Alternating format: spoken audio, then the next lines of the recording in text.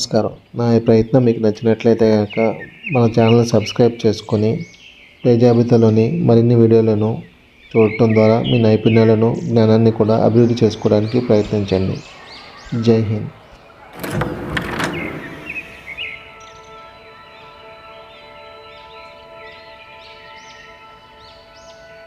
Please like, share and subscribe for more videos. Thank you.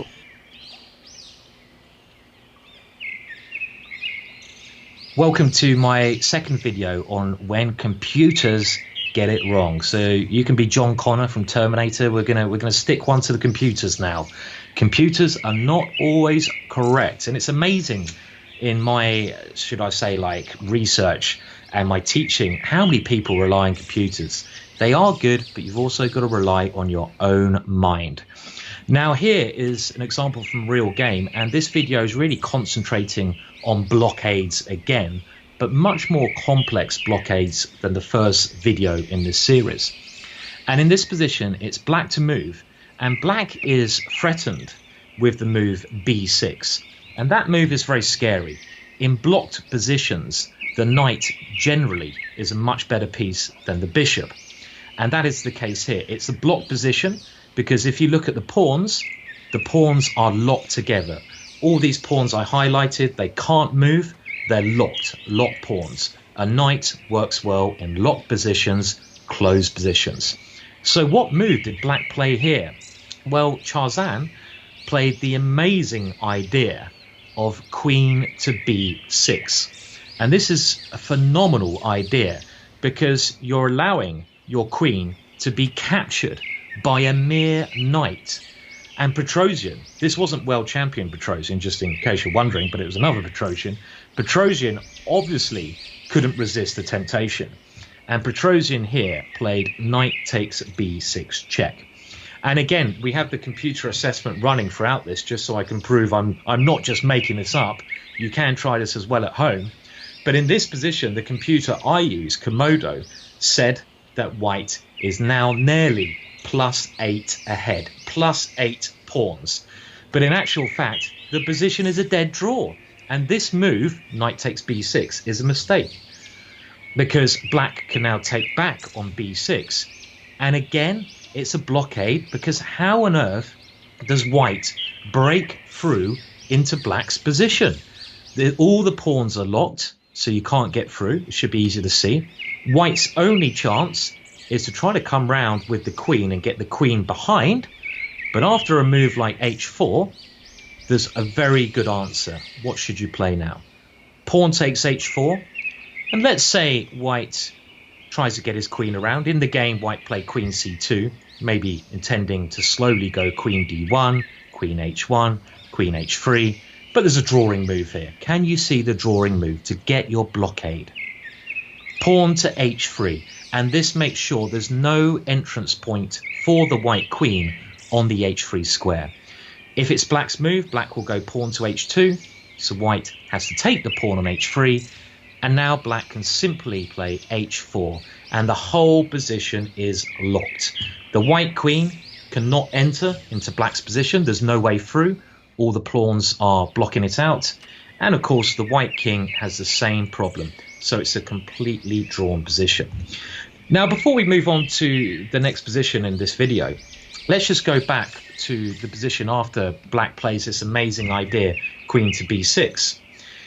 Now, had white been a little bit less impatient, white may have found a much better idea. And again, you can try this on the computer. The computer will always suggest taking the queen here. But in actual fact, knight takes queen is wrong. The best way to try and win this position for white is for white not to win the queen, weirdly enough, but actually to try to win a weak black pawn. The pawn on a5 is weak. It's not defended by another black pawn, and white should go about trying to get this pawn, capture this pawn. How can we do that? Queen d2, the queen comes to attack the pawn. Black can't really do much, so black just has to wait. Something like queen a7, and now the white king comes up.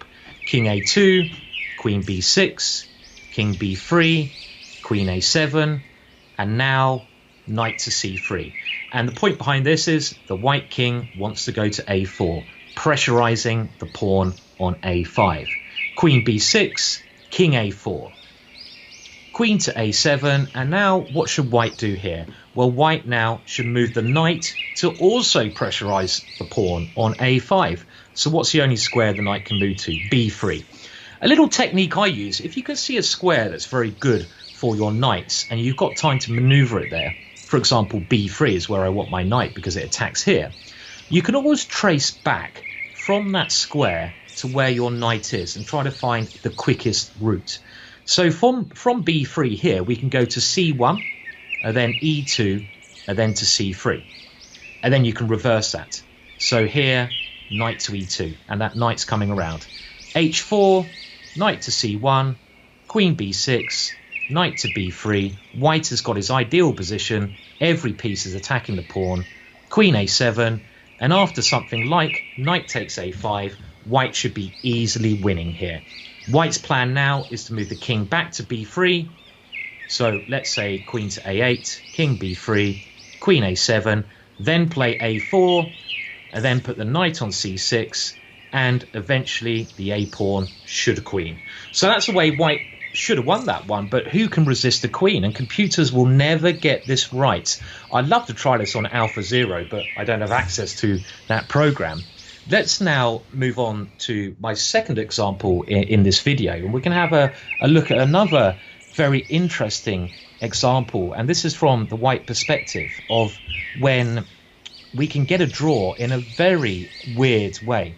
Now, actually, when I was doing my research for these videos and my research in general, I came across this example in the chess.com forum. So I have to give a credit, I think it's to the chess.com user. Is it Apostolis1? Apostolis1, I hope I've said that right. But he actually came up with this idea. And in this position, this is a beautiful example of a high-level blockade. It looks like white is completely lost because black is a rook up.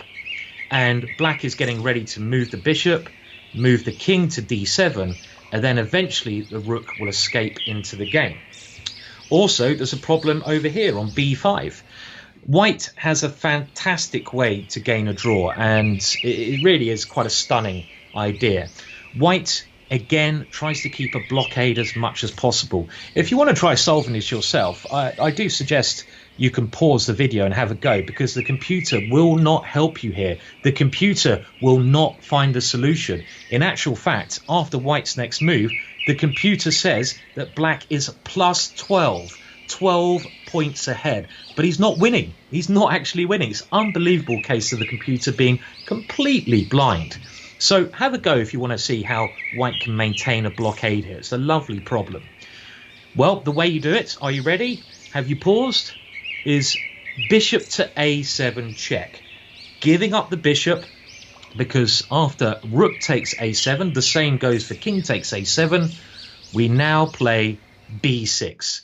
And we have now a blockade with all of our pawns on this part of the board, the queen side. So black's one hope here is to come with his rook to g2. And it looks like this should be winning for black, but have a look at this. What should you do now? So here the white king runs. Run, white king, run. And it comes to c3. White's idea is to place the king upon h1, because this has a really particular idea in mind. A stalemate idea. Black's idea, on the other hand, is to try to get his rook into the position. If that black rook can come around the back of white's pawns, it will start doing a hoovering job and simply mop up all of white's pawns. So bishop takes g4, the white king comes down, king to d2, king to c8. The black king has to get out of the way so the black rook can come into the game. King to e1, king to d7, king f1, and now the rook comes across. And around here, it looks like white must be lost. White is how many points down? 8 points down. He's a rook and a bishop down, but amazingly, this is a draw because white is just in time.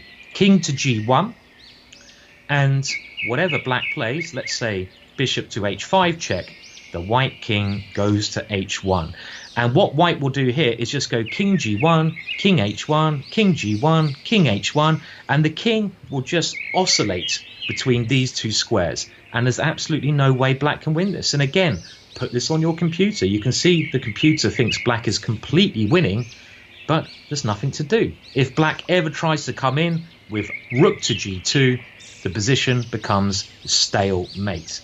So again, a very beautiful example there of a high-level blockade. And we've got one more case now. And if you think these examples will never occur in a real game, well, you're wrong. And in this next example, we're setting up and looking from the black side. So we're actually going to have a look at this from the side of the attacker.